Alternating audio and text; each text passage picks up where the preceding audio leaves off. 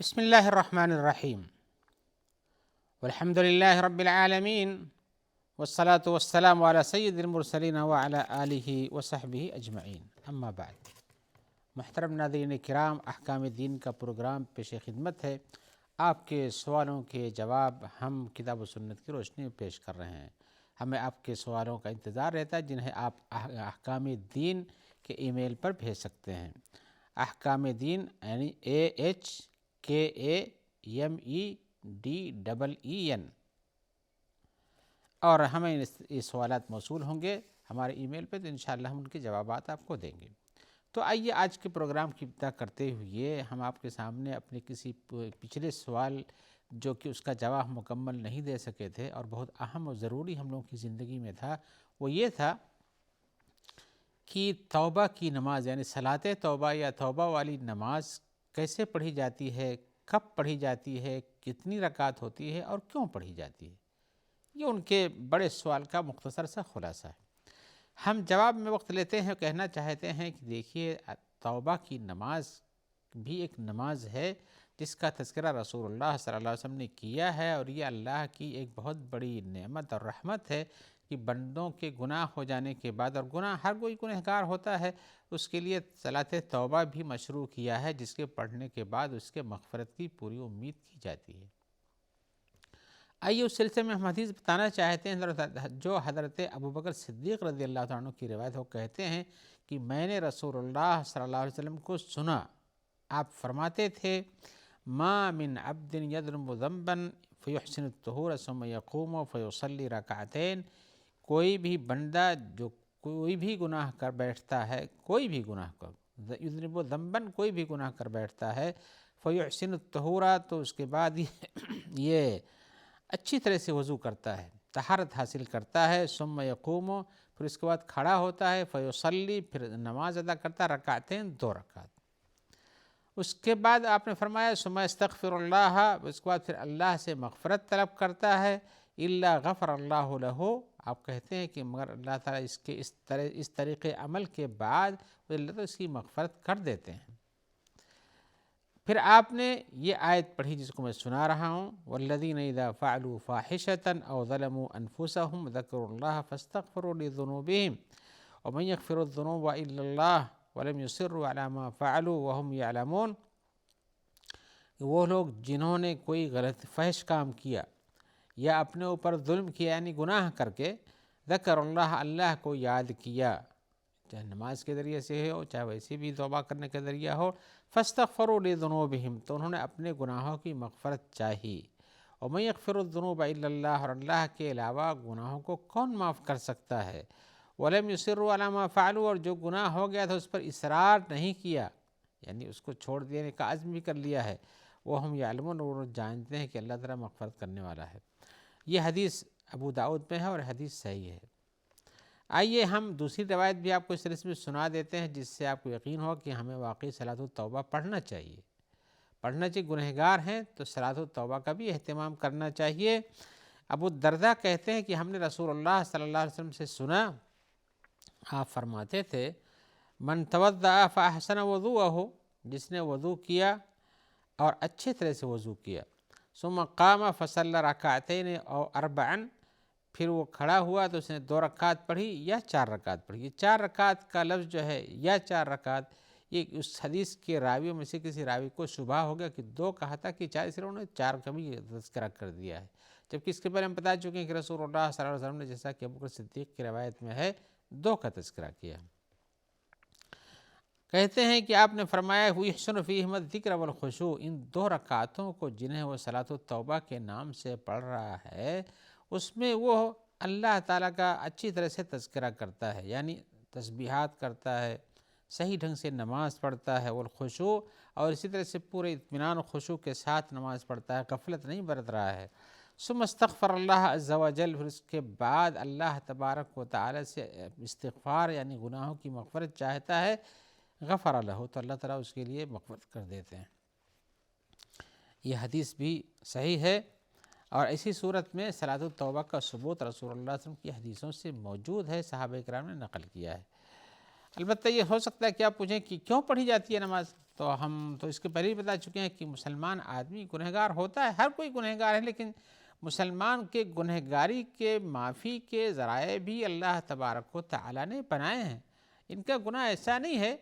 کہ وہ ہو معافی کے قابل نہیں، جیسے شرک ہوتا ہے، کفر ہوتا ہے، قتل ہوتا ہے بلا سبب، یہ سارے جو گناہ جو معاف نہیں ہوتے ہیں، لیکن اس کے نیک عملوں کے ساتھ کہیں کہیں چھوٹے موٹے گناہ ہو جاتے ہیں، گناہ کبیرہ سے بھی بچتا ہے، لیکن وہ بھی ہو سکتا ہے کہیں، تو یہ نماز پڑھی جاتی ہے تاکہ اللہ تبارک و تعالیٰ کے دربار میں ان کی جناب میں اپنے اس عبادت اور ذکر کے ساتھ سامنے آئیں اور کہیں کہ ہمیں تیری مغفرت مطلوب ہے، تو اللہ تعالیٰ غفار ہیں، ان کی رحمت ان کے غضب پر غالب ہے، تو اللہ تعالیٰ اس کی مغفرت فرما دیتے ہیں۔ آپ کے سوال میں تھا کب پڑھی جانی چاہیے، تو بلکہ آپ نے کہا بھی تھا سوال میں کہ کیا عصر کے بعد پڑھ سکتے ہیں، تفصیلات میں لکھا عصر کے بعد، جیسے عصر کے بعد چونکہ نفل نمازیں ممنوع ہوتی ہیں، تو اس میں پوچھا گیا سوال میں کہ عصر کے بعد بھی پڑھ سکتے ہیں، تو ہم بتانا چاہتے ہیں کہ یہ نماز جو ہے یہ کسی سبب کی بنیاد پر ہوتی ہے۔ انسان سے گناہ ہو گیا ہے، جب گناہ کے لیے توبہ کرنا چاہتا ہے، صلاۃ توبہ پڑھنا چاہتا ہے، تو اس کا کوئی وقت نہیں ہے۔ گناہ کرنے کے فوراً بعد وہ اس طرح کی نماز پڑھے اور اپنی پشیمانی ظاہر کرتے ہوئے اللہ تعالیٰ کا ذکر کرنے کے بعد، 2 رکعتیں پڑھنے کے بعد گناہ سے معافی مانگے، یا ایک ہی اس وقت نہیں کر سکا تو بعد میں جس وقت اس کو مناسب موقع ملا اس وقت کر لے۔ میرے بتانے کا مقصد یہ ہے کہ ایسا نہیں ہے کہ اس کا ظہر سے عصر تک وقت ہے یا فجر سے ظہر تک وقت ہے، ایسا نہیں ہے، بلکہ اس کا وقت کھلا ہوا ہے۔ اس لیے کہ لیکن ایک بات یاد رکھنی چاہیے کہ کھلا ہونے کے ساتھ جتنی ہی جلدی گناہ سے معافی مانگ لی جائے، توبہ کر لیا جائے، وہ بہتر کام ہے۔ اس لیے کہ انسان آگے کے مستقبل کے بارے میں کچھ کہہ نہیں سکتا ہے کہ کب تک زندہ رہے گا، کب اس کو توفیق مل پائے گی، لہذا جب بھی توفیق ملے شروع سے پہلے جلدی کرنا چاہیے۔ البتہ توبہ کرنے کا جو وقت ہے، چونکہ میں نے کہا کھلا ہوا ہے، تو زندگی میں کبھی بھی کر سکتا ہے۔ میں نہیں کہتا کہ جس دن کیا اسی دن یا اس دوسرے دن یا تیسرے دن، جب بھی اس کو اپنی کسی گناہ کے بارے میں یاد آئے، پشیمانی ہوتی ہے، صلاۃ التوبہ پڑھ سکتا ہے۔ لیکن یاد رکھے کہ یہ صلاۃ التوبہ کا بھی کچھ وقت ہے، اس کا بھی ایک وقت ہے جہاں منع ہو جاتی ہے، اس کے کرنے سے کچھ حاصل نہیں ہو پائے گا۔ وہ کیا ہے؟ ایک تو یہ کہ انسان زندگی بھر گناہ کرتا جائے اور جب موت قریب آئے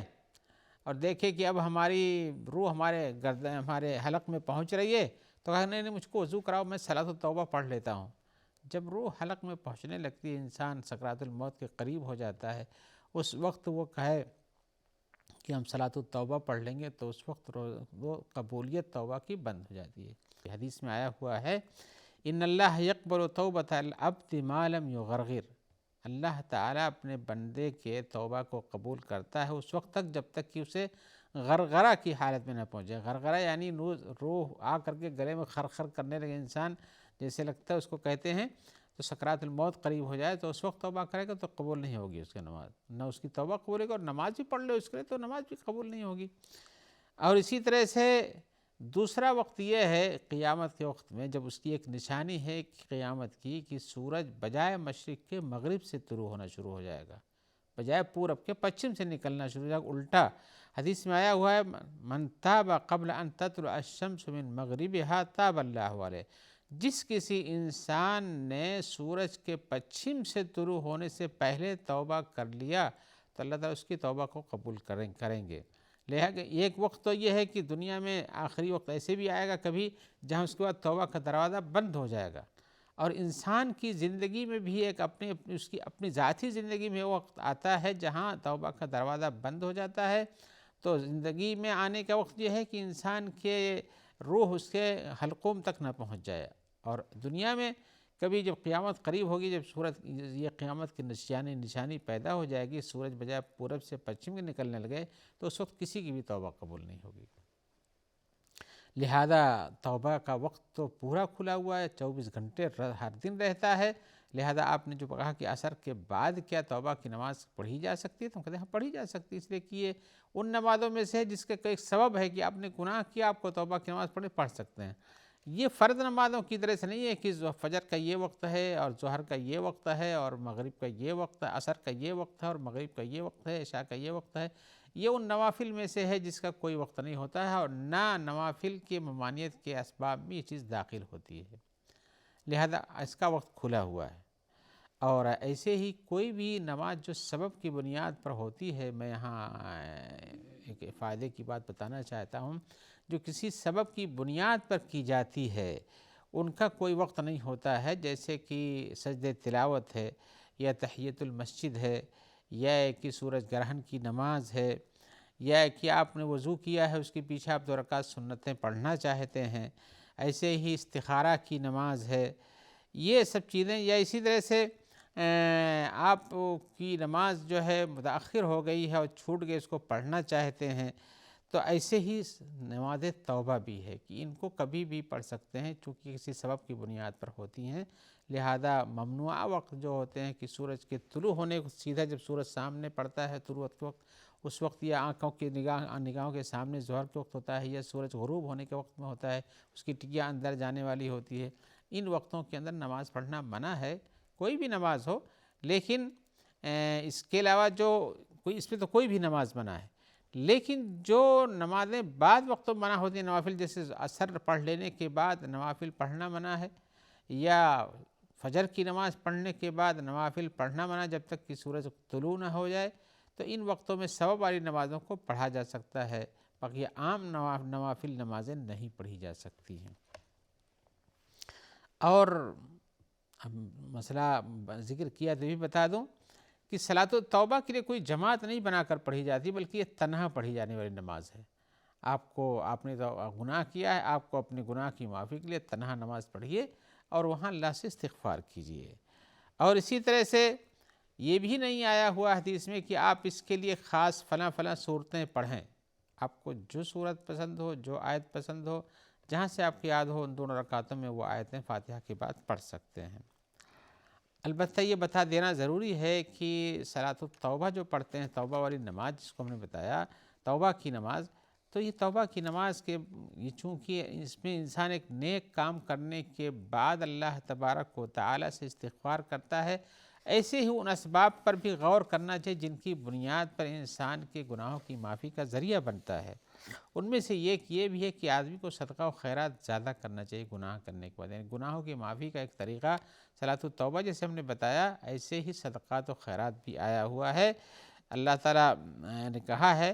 کہ وَإِنِّي لَغَفَّارٌ لِمَن تَابَ وَآمَنَ وَعَمِلَ صَالِحًا ثُمَّ اهْتَدَىٰ، کہ اللہ تعالیٰ میں بخشنے والا ہوں ہر اس انسان کے لیے جس نے توبہ کیا، ایمان لایا، عمل صالح کیا، اور اس کے بعد پھر ہدایت کے راستے پہ چلنے لگا۔ آپ یہ دیکھیں اس میں کئی شرطیں ہیں، ایمان لانا، مومن ہونا، عمل صالح کرنا، اور سیدھا راستے پہ چلنا، لہذا توبہ کرنے کا سیدھے راستے ہی پہ رہنا چاہیے، اور وہی توبہ کی قبولیت کا ذریعہ بنتا ہے۔ اور اسی طرح صدقات کرنے سے، صدقات کے ذریعے سے گناہ معاف ہوتے ہیں۔ اللہ تعالیٰ فرماتے ہیں اِن تُبْدُوا الصَّدَقَاتِ فَنِعِمَّا ہِیَ، اگر صدقات دیتے ہو تو ظاہر کرتے ہو تو یہ اچھی چیز ہے۔ وَإِن تُخْفُوهَا وَتُؤْتُوهَا الْفُقَرَاءَ فَهُوَ خَيْرٌ لَكُمْ، اور اگر اسے چھپا کے دیتے ہو، فقیروں کو پہنچا دیتے ہو، کسی کو پتہ نہیں چلتا ہے، تو یہ تمہارے لیے بہتر ہے۔ یکفر عنکم من سیئاتکم یکفر عنکم من سیئاتکم، اللہ تعالیٰ اس کے بدلے میں تمہارے گناہوں کو معاف کر دیتا ہے۔ تو صدقات بھی گناہوں کی معافی کا ایک بڑا ذریعہ ہیں جس کا راستہ پکڑنا چاہیے۔ اور خلاصہ کلام یہ ہے کہ انسان کو اپنی زندگی کے اندر گناہوں سے واسطہ پڑتا ہے، ہر کوئی کرتا ہے، لہذا اسے استغفار کے راستوں کو تلاش کرنا چاہیے۔ ان میں سے توبہ ہے، ان میں سے صدقات ہے، ان میں سے عمل صالح ہے، سیدھے راستے پہ چلنا ہے، اور اسی طرح سے صلاۃ توبہ پڑھنا بھی ہے۔ ایک نیک کام کے بعد اللہ تعالیٰ سے مغفرت چاہتا ہے، اللہ تعالیٰ اس کی مغفرت کرتے ہیں گناہوں کی۔ آئیے ہم ایک نئے سوال کی طرف آتے ہیں۔ سوال میں یہ پوچھا جا رہا ہے کہ ہم قرآن مجید کی آیتیں پڑھ رہے تھے اور ہمیں 2 آیتیں ایسی ملیں جس سے ہمیں اندازہ نہیں ہو کہ اللہ سے قربت کا کیا معنی ہے۔ ایک تو یہ کہ وَنَحْنُ أَقْرَبُ إِلَيْهِ مِنْ حَبْلِ الْوَرِيدِ، اللہ تعالیٰ فرماتے ہیں کہ ہم انسان کے زیادہ قریب ہیں، اس کے شہرک سے بھی زیادہ قریب ہیں۔ تو اس سے پتہ چلتا ہے کہ اللہ تعالیٰ انسان کے ساتھ بہت قریب ہیں، اس کی جسم کے جو سب سے اہم رگ ہے اس سے بھی زیادہ قریب ہیں۔ اور دوسری یہ ہے ایک آیت میں تعرج الملائکۃ والروح الیہ فی یوم کان مقدارہ 50,000 سنہ، فرشتے اور روح اس کی طرف چڑھیں گے، اوپر جائیں گے ایسے دن میں جس کی مقدار 50,000 ہے۔ تو جائیں اگر اللہ تعالیٰ قریب ہے انسان کے جسم سے اور اس کے روح سے، تو پھر یہ اوپر جانے کا کیا مطلب، عروج کرنے کا کیا مطلب، معراج کا کیا مطلب ہے اس کے؟ تو پھر کیا مطلب ہے؟ دونوں میں آیتوں میں ہم کو یہ پتہ چلتا ہے کہ ایک سے پتہ چلتا ہے کہ اللہ تعالیٰ ہر انسان سے قریب ہے، اور ایک سے پتہ چلتا نہیں اللہ تعالیٰ عرش پر مستوی ہے اور وہاں موجود ہے، اور اس کے اعمال وغیرہ سب وہاں پیش کیے جاتے ہیں۔ تو یہ قربت کیسی ہوئی ہے؟ اور یہ اشکال کسی کو بھی سمجھ میں آتا ہے؟ یہ اشکال عام طور سے لوگوں کو آتا ہی ہے، اور اس کا جواب بھی ان کے پاس ہوتا ہے۔ تو جو لوگ اتحاد اور حلول کے قائل ہیں وہ تو کہتے ہیں کہ اللہ تعالیٰ ہمارے اندر محلول اور ہم اللہ تعالیٰ میں ہیں، لیکن یہ بات صحیح نہیں ہے۔ جب ہم کہیں گے کہ کتاب و سنت سے اور علماء امت کے اجماع سے یہ بات ثابت ہے کہ اللہ تبارک و تعالی آسمانوں کے اوپر اپنے عرش پر ہیں، یہ عقیدہ ہے، اور یہ عقیدہ علماء امت کا ہے اور کتاب و سنت سے ثابت بھی ہے، اس پر اجماع ہے لوگوں کا۔ اور اللہ تعالیٰ ہر چیز سے اوپر ہیں، اور اللہ تعالیٰ کے اوپر کوئی چیز نہیں ہے، یعنی سب سے زیادہ علو اور بلندی جس کو حاصل ہو صرف اللہ کی ذات ہے۔ اور اسی طرح سے ہم اس سلسلے میں اگر آیتیں سنائیں تو کئی ایک آیتیں، چند آیتوں کو ہم پیش بھی کر دیتے ہیں۔ اللہ تعالیٰ فرماتے ہیں اللہ الذی خلق السماوات والارض وما بینہما فی ستۃ ایام ثم استوی علی العرش ما لکم من دونہ من ولی ولا شفیع افلا تتذکرون، کہ اللہ تعالیٰ نے پیدا کیا زمینوں کو، آسمانوں کو، اور جو ان کے درمیان ہے 6 دنوں میں، پھر عرش پر مستوی ہوا، اور اللہ کے علاوہ ہمارا کوئی ولی اور مددگار نہیں ہے، اور نہ کوئی شفاعت کرنے والا ہے۔ اور اسے ہی ایک آیت فرمایا کہ اسی طرح کا معنی اور بھی جگہوں پر ہے، تو اس سے پتہ یہ چلتا ہے کہ اللہ تبارک و تعالی لوگوں کے ساتھ ہیں اور عرش پر مستوی ہیں۔ آئیے اس سلسلے کی ایک آیت سنا دیتا ہوں میں۔ اللہ تعالیٰ فرماتے ہیں کہ آیت میں لمبے میں ما یکون من نجوى من ثلاثة الا هو رابعهم ولا خمسة الا هو سادسهم ولا ادنى من ذلك ولا اکثر الا هو معهم اينما كانوا۔ اسی آیت کے اندر بتایا گیا کہ اللہ تعالیٰ سب کچھ جانتے ہیں،